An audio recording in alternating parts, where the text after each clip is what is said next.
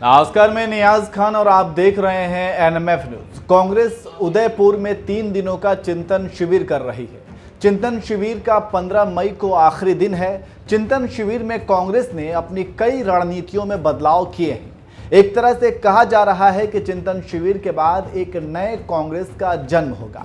हालांकि कांग्रेस किन मुद्दों पर बीजेपी को पछाड़े और उससे बढ़त बनाए, ये सबसे बड़ी चुनौती है, खासकर हिंदुत्व के मुद्दे पर। इसी कड़ी में कांग्रेस के चिंतन शिविर में बीजेपी के हिंदुत्व की राजनीति पर गहरी चर्चा हुई है। इसमें कांग्रेस पार्टी के नेता 2 अलग अलग धुरियों में खड़े नजर आए। कांग्रेस के कई नेताओं, खासकर यूपी के नेताओं ने हिंदुत्व को लेकर नरम रुख अपनाने की वकालत करते हुए कहा कि पार्टी को धार्मिक कार्यक्रमों में हिस्सा लेना चाहिए ताकि यह अलग थलग ना दिखे। दूसरी तरफ कई दूसरे वरिष्ठ नेताओं का कहना था कि कांग्रेस को अपनी धर्मनिरपेक्ष छवि के साथ ही जुड़ा रहना चाहिए और उसे बीजेपी की राह पर चलकर उसे पीछे करने की कोशिश नहीं करना चाहिए। उनकी राय में ऐसा करने से पार्टी को और अधिक नुकसान होगा।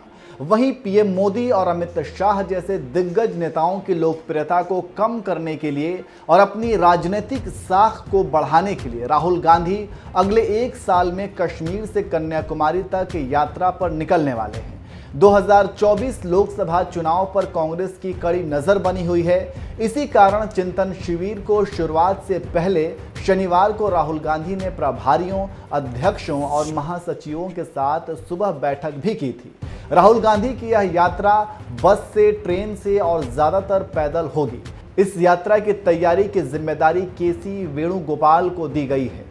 हिंदुत्व पर नरम छवि अपनाएगी कांग्रेस। बीजेपी को बैकफुट पर लाने के लिए कांग्रेस के सामने सबसे बड़ी चुनौती जो है वो हिंदुत्व है। हिंदुत्व को लेकर कांग्रेस नेता खुद 2 धड़ों में बटे हुए हैं। छत्तीसगढ़ के मुख्यमंत्री भूपेश बघेल और मध्य प्रदेश के पूर्व मुख्यमंत्री कमलनाथ ने चिंतन शिविर में पार्टी को हिंदुत्व की नरम छवि के साथ चलने की वकालत की। उत्तर प्रदेश के आचार्य प्रमोद कृष्णन ने भी बघेल और कमलनाथ का समर्थन किया। उन्होंने कहा कि पार्टी को हिंदुत्व की नरम छवि अपनाने से घबराना नहीं चाहिए।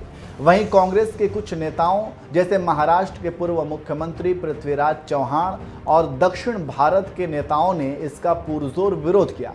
चौहान का कहना था कि विचारधारा से संबंधित मुद्दों पर स्पष्टता रहनी चाहिए और कांग्रेस को बीजेपी की नकल नहीं करनी चाहिए। कर्नाटक के बीके हरिप्रसाद ने भी कहा कि कांग्रेस को अपनी मूल विचारधारा से ही जुड़ा रहना चाहिए। इसके साथ ही यह भी तर्क दिया गया कि इससे अल्पकालिक चुनावी लाभ हो सकता है, लेकिन कांग्रेस को बीजेपी की बी टीम के तरह नहीं दिखना चाहिए। बीके हरिप्रसाद ने राहुल गांधी का उदाहरण देते हुए कहा, मंदिर में जाकर उनके प्रार्थना करने से कोई लाभ नहीं मिला। इसी वजह से कांग्रेस को धर्मनिरपेक्ष छवि के साथ ही बने रहना चाहिए। तो इस तरह से कांग्रेस भले ही दूसरे मोर्चों पर बीजेपी को घेर ले, लेकिन हिंदुत्व एक ऐसा मुद्दा है जहां बीजेपी कांग्रेस पर भारी पड़ती है। इसलिए कांग्रेस हिंदुत्व के मुद्दे पर कैसे बीजेपी को पटखनी दे, चिंतन शिविर में बहस का ये एक अहम मुद्दा रहा।